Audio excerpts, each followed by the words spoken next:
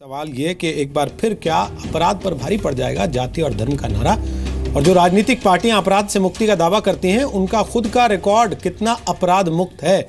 हमारे साथ बीएसपी से डॉक्टर एमएच खान हैं, हमारे साथ भारतीय जनता पार्टी से शाहनवाज हुसैन हैं और नावेद सिद्दीकी हैं समाजवादी पार्टी से, और रामदत्त त्रिपाठी हमारे साथ हैं, वरिष्ठ पत्रकार। ब्रेक के पहले थोड़ी गर्मा गर्मी हो गई थी। खान साहब, आप अपनी बात शुरू करें। उम्मीद करता हूं कि अब कोई टोका टाकी नहीं होगी। आप अपना बात रख लें, उसके बाद मैं नावेद सिद्दीकी आपके पास आ रहा हूं और फिर त्रिपाठी जी के पास। बोलिए। रोहित जी, बहुत बहुत शुक्रिया आपका कि आपने इस जो आपका सिस्टम है उसमें आपने हमको शामिल कर लिया। मैं यही कहना चाहता हूं, देखिए, एक जियाउल हक साहब थे, नौजवान सीओ, वो प्रतापगढ़ में कुंडा, जहां पे उसकी मारपीट के हत्या कर दी गई, और जिस जो आरोपी था वो राजा भैया, उसी को कैबिनेट में मंत्री बनाया गया। और आप देखिए, ये शारदा प्रताप शुक्ला जो जमीनों पर कब्जा करते हैं, जमीनों पर कब्जा करके एलडीए ने उसको गिरा दिया, उनको मंत्रिमंडल में शामिल किया गया। ये एक नहीं, आपको हम गिनवा देंगे 50 आदमी ऐसे हैं जो मंत्रिमंडल में हैं, और इनके हंसी मजाक की बात कर रहे हैं, समाजवाद की बात कर रहे हैं। कौन सी समाजवाद की बात कर रहे हैं? कब से समाजवादी हो गए नावेद सिद्दीकी साहब? इनको समाजवाद के माने भी नहीं मालूम है। डॉक्टर लोहिया हुआ करते थे जब साइकिल से और रिक्शे से चलते थे। आज का समाजवाद जो है 10 करोड़ की बस पे चलता है। आज का समाजवाद जो है 9 लाख की साइकिल पे चलता है। ये समाजवादी कब से हो गए? कितने दिन हुआ समाजवाद जानते हुए इनको? समाजवाद का मतलब होता है सबको साथ लेके चलने का। ये नहीं कि एक परिवार के लोगों को 500 करोड़ रुपए का मालिकाना हक देने का। ये नहीं है समाजवाद का मतलब कि आप मुसलमानों को जो वादा किया 18% आरक्षण देंगे उसको भुला देना। ये नहीं समाजवाद है कि आपने वादा किया कि जो मुसलमान बेकसूर हैं, जो जेलों में बंद हैं, उनको हम छुड़वा देंगे, भूल गए उसको आप 5 साल तक सिर्फ धन अर्जित करते रहे। यही समाजवाद है। अगर यही समाजवाद है तो इनको मुबारक हो। अभी कई दिन से ये आए हैं समाजवाद में, रेडियो जाकी के एंकरिंग करते करते समाजवादी हो गई। सर देखिए, ये गलत है, ये गलत है। खान साहब, नहीं पर्सनल मत होइए ना खान साहब, ये गलत है, ये गलत है। आप मुद्दे पे रहिए। खान साहब, इससे आपको क्या मतलब है कि वो पहले रेडियो जॉकी थे, क्या कर रहे थे? आप मुद्दे पे रहिए ना सर, मुद्दे की बात कीजिए आप। समाजवाद क्या है? नहीं, मुद्दे की बात कीजिए ना सर, छोड़िए ना सर।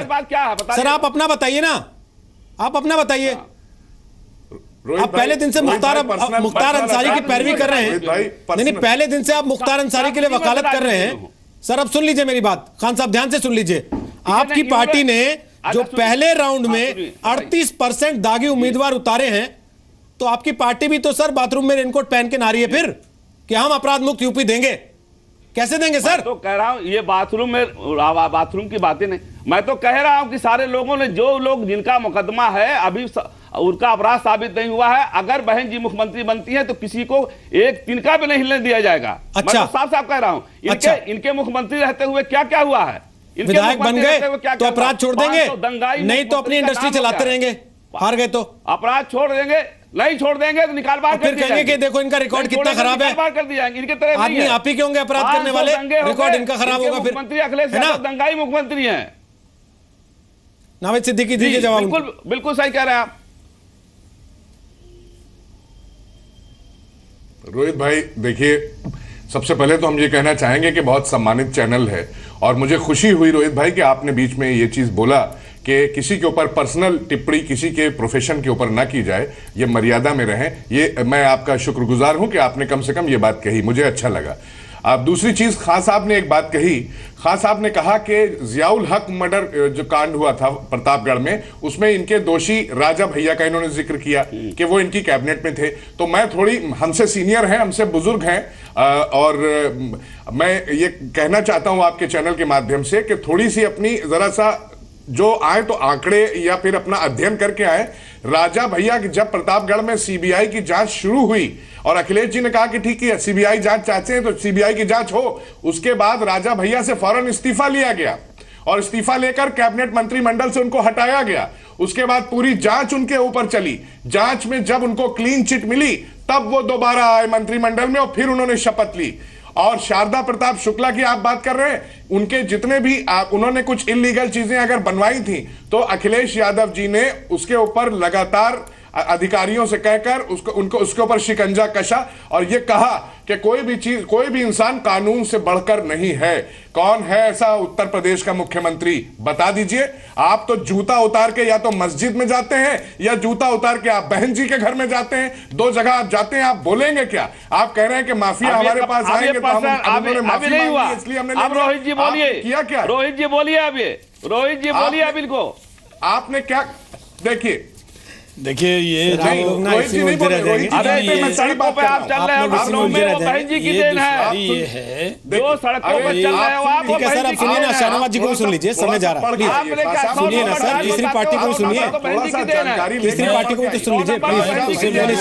दो बात कहना चाहता हूँ सीबीआई से क्लीन चिट मिल गई, तब राजा भैया को दोबारा लिया और राजा भैया ने दोबारा शपथ ली। अखिलेश यादव जी ने इस्तीफा भारतीय दिया। जनता पार्टी की तरफ से बोलते हुए जियाउल हक की हत्या जो हुई, अरे उसका मामला मैंने उठाया था पार्लियामेंट के फ्लोर पर। ये तो टीवी पे कह रहे हैं, हमने पार्लियामेंट के फ्लोर पर मैंने उठाया था और समाजवादी पार्टी को पूछा था कि आपके राज्य में कोई अकलियत का अगर डीएसपी भी आया वो तो सुरक्षित है नहीं, आपकी सरकार ऐसी है।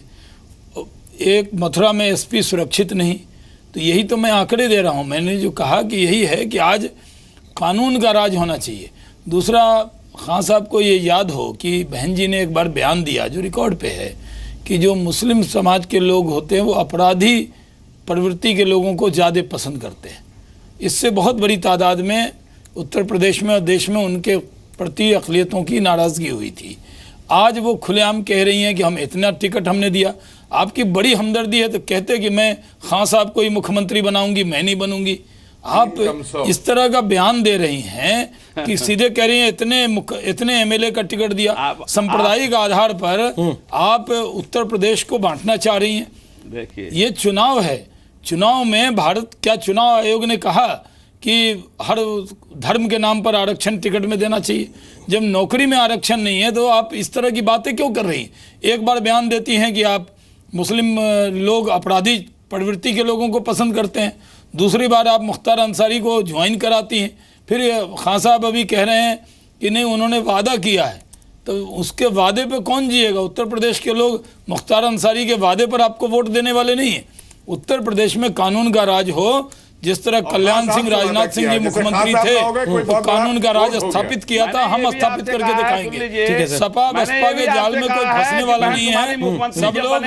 सब लोग भारतीय जनता पार्टी की हुकूमत चाहते हैं। आपकी कोई बात पर कोई यकीन करने वाला नहीं है। 99% मुसलमान हिंदू हैं। आप क्या है, हिंदू हैं मुसलमान हैं? आप बताइए ना शाहनवाज साहब। आपके आरएसएस के प्रमुख कहते हैं 99% मुसलमान का डीएनए हिंदू है।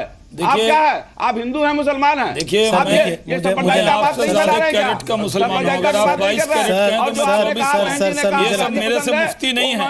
और मेरा मजहब क्या है ये मेरे से पूछने का आपको कोई हक नहीं है। मुझे लगता है और न मैं आपकी मजहब पूछने के लिए डिबेट में आऊंगा। आप बहन जी की पार्टी से हैं, उनके ईमान पे बोलिए।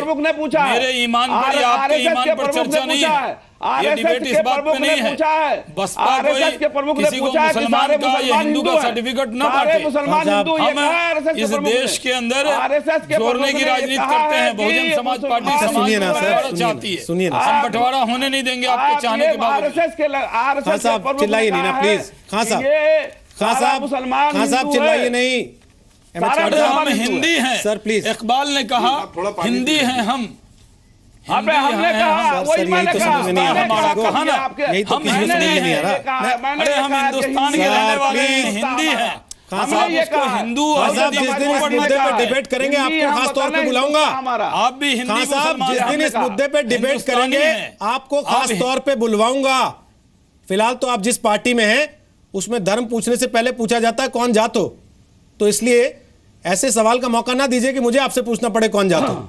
रामदत्त त्रिपाठी साहब, मैं लास्ट कमेंट चाहता हूं इस राजनीतिक बहस से थोड़ा इतर होके। सर प्लीज रहने दीजिए, प्लीज रहने दीजिए खान साहब। रामदत्त त्रिपाठी साहब, मैंने सारी पार्टियों के आंकड़े बताए आपको, हर पार्टी का आंकड़ा बताया। सर मैं फिर एक वापस जो मैंने बात कही थी बीच में, ये बिल्लियों को चुनाव में उतारते हैं और हमसे कहते हैं कि इनको चुन लो, ये तुम्हारे दूध की रक्षा करेंगी। पहले बताइए खान साहब खाते क्या हैं? आपने सही कहा। देखिए मैंने ऑब्जर्व किया, मुझे लगता है कि जब से राजनीतिक दलों में इंटरनल डेमोक्रेसी खत्म हुई है। जो टिकटों का या उम्मीदवारों का चयन जब तक खुली पंचायत में नहीं होता है और कुछ नेता या तो पैसा लेके और या अपने स्वार्थ में या जिताऊ उम्मीदवार के नाते टिकट बांटते हैं, तब से ये प्रवृत्ति ज्यादा बढ़ी है। लेकिन इतना ही पर्याप्त नहीं है। देखिए, हकीकत ये भी है कि निर्दलीय लोग भी जेल से लड़के चुनाव जीत रहे।